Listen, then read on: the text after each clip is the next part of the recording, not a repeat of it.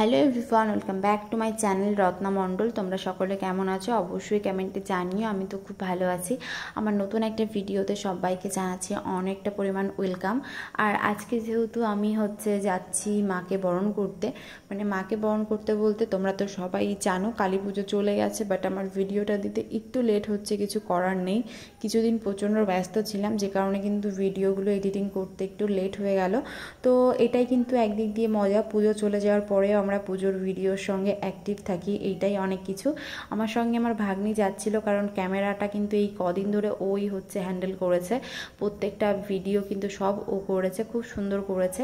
তো দেখো এদিকে কিন্তু আমি মাকে বরণ করতে চলেও এসেছি, আর এখানে এসে কিন্তু আমি ধূপকাঠি আর প্রদীপ আর মোমবাতি এগুলো জ্বালিয়ে নিচ্ছিলাম, কারণ আমার আগে এখনো অবধি কেউ মাকে বরণ করেনি।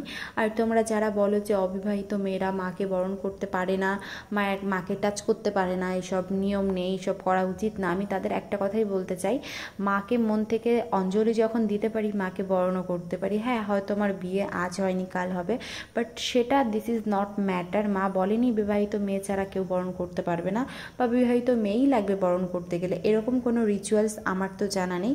তো হাজার মানুষ আমাকে কমেন্ট করো, মুখে বলো, তাতে আমার কিছু যায় আসে না। আমি প্রত্যেক বছর মাকে বরণ করে এসেছি, বরণ করে আসবো।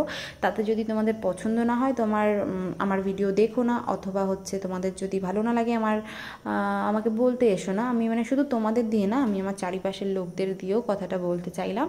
তো যার যেটা যেমনভাবে ভালো লাগবে সেটা সেইভাবেই নিও। তো মোটামুটি আমি কিন্তু এখন মায়ের পায়ে তেল দিয়ে দিচ্ছিলাম, কারণ মাকে তেল দিয়ে দিতে হয় পায়ে। তো আমি শিব ঠাকুরের পায়ে, আর এদিকে আমাদের মায়ের পায়ে তেলটা দিয়ে জলটা দিয়ে ধুয়ে নিচ্ছি। মানে তেল জল দিয়ে পা ধোয়ানোর একটা নিয়ম আছে, সেটা করছি আর কি। আর এটা কিন্তু আমার পাড়ার পুজো, সেটা তোমাদের বলে দিই। আমি কিন্তু মোটামুটি দুর্গা পুজো, জগদ্ধাত্রী পুজো, সরস্বতী পুজো, লক্ষ্মী পুজো সবই করি, কারণ আমার পুজো করতে খুবই ভালো লাগে। তো সেই কারণে পুজোটা সে যে পুজোই হোক না কেন আমি কোনোভাবে মিস করতে চাই না বলা যায়। তো দেখো এদিকে কিন্তু আমি মাকে বরণ করার জন্য ফার্স্টেই মাকে আশীর্বাদ করে নিলাম ধান দুব্য তিল দিয়ে, ফুল দিয়ে।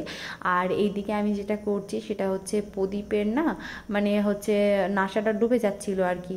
তো সেই কারণে কিন্তু আমি এবার মায়ের বরণ করে নিচ্ছি, তাও আবার পান পাতা দিয়ে। দেখো মায়ের মুখটা কতটা সুন্দর লাগছে, তাই না?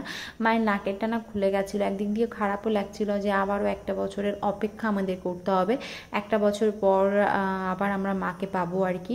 তো যাই হোক, আমার মায়ের মুখে পান পাতা দেওয়ার পরে কিন্তু এবার আমি মায়ের কপালে দিয়ে দিচ্ছিলাম সিঁদুর।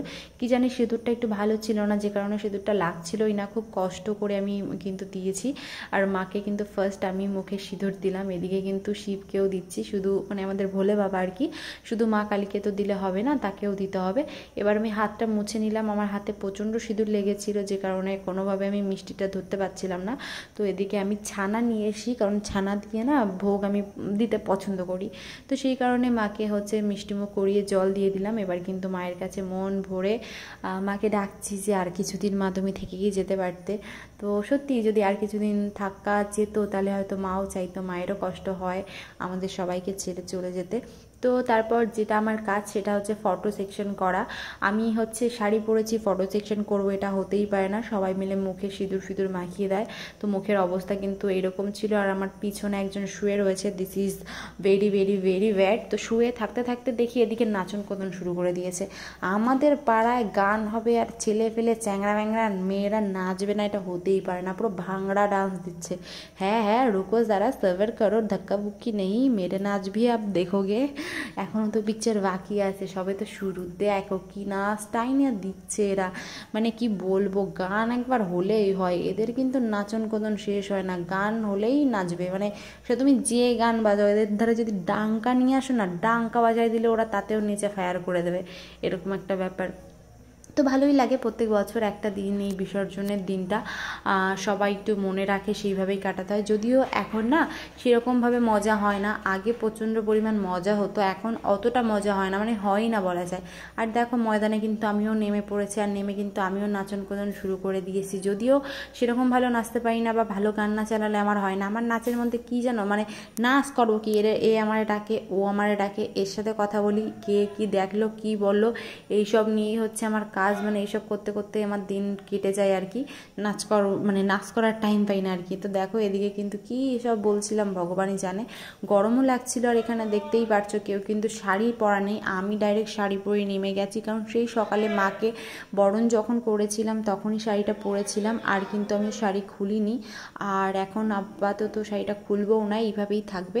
তো ভালোই নাচন কোদন করছিলাম আমরা। দেখো এদিকে কিন্তু অনেক লোকজন হয়েছে, ঠিক আছে, অনেক অনেক অনেক লোকজন, মানে আগের থেকে অনেকটা পরিমাণ ক্রাউড হয়ে গেছে আর কি।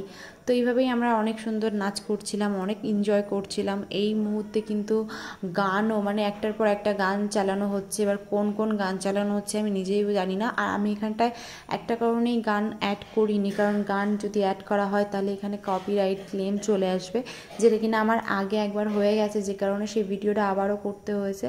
তো সেই কারণে কিন্তু আমি আর এখানে সাউন্ড দেওয়ার রিস্কটা নিলামই না। তো বুঝতেই পারছো আমার অবস্থা প্রচণ্ড খারাপ। এদিকে চোখে মুখে কোথার থেকে রং আবির কি দিয়েছে ভগবানই জানে। আর এগুলো কি করে ওঠাবো সেটাই বুঝতে পারছিলাম না, মানে উঠছিলই না। আমি একটা জিনিস বুঝতে পারছিলাম না, এটা যদি রং হয় তাহলে তো উঠেই যাবে, কিন্তু এটা রং না আবির আমি সেটাই বুঝতে পারছিলাম না। আর এদিকে আমার পাড়ার ছেলে ফেলে, মানে আমার ভাই, তাদের বন্ধু, তাদের দাদা, সবাই মিলে কিন্তু খুব সুন্দর গোল একটা ডান্স দিচ্ছে। তো বেশ ভালোই লাগলো। আর এই একটা দিন কিন্তু সব ছেলে মেয়ে ভাই বোন সবাই, মানে নিজের শত্রুও মনে হয় বন্ধু বানিয়ে দেয় আর কি। তো সেই কারণে কিন্তু সবাই খুব সুন্দর নাচ করছিল। আর দেখো ওরা গোল সার্কেল করে নাচ করছিল। এই ভিডিওটা দেখার পরে হয়তো ওদের অনেক ক্লেম চলে আসবে যে কেন আমার ভিডিও দেওয়া হয়েছে, কেন সোশ্যাল মিডিয়ায় দেওয়া হয়েছে। তো আমি একটা কথাই বলতে চাই তাদের, তো তোমাদের ভিডিও দিয়েছি, প্রথম কথা হচ্ছে যে আমার ফোন, আমি কার ভিডিও করব কোথার ভিডিও করব সেটা পার্সোনালি আমার ব্যক্তিগত ব্যাপার। আর তোমরা নাচ করেছো, আমি একা তো তোমাদের ভিডিও করিনি, অনেক মানুষ ভিডিও করেছে, তাদের কাছেও তোমরা খবর নিয়ে দেখতে পারো যে তোমাদের ভিডিও কে কে ইউজ করেছে। বেসিক্যালি তোমাদের থোবড়া আমার দেখানোটা ম্যাটার না, ম্যাটার হচ্ছে আমি ব্যাকগ্রাউন্ডটা দেখাতে চেয়েছি। ওখানে আরও অনেকে ছিল, আমি তাদের দেখাতে চেয়েছি।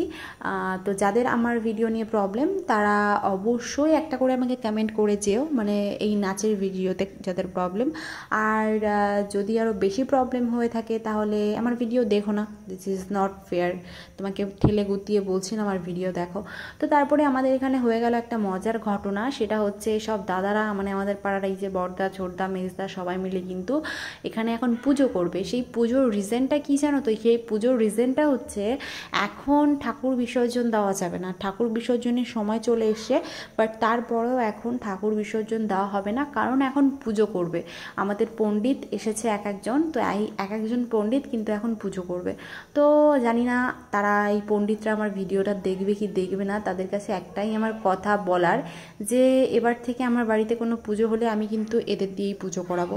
তো সব কিছু অতিক্রম করে ফাইনালি আমি বাড়িতে চলে এসেছি। আর আমার অবস্থা দেখে বুঝতেই পারছো কতটা শোচনীয় খারাপ অবস্থা, পুরো ঘেমে জল হয়ে গেছি, প্রচণ্ড অবস্থা খারাপ। তো চলো আজকের মতন ভিডিওটা এই পর্যন্ত।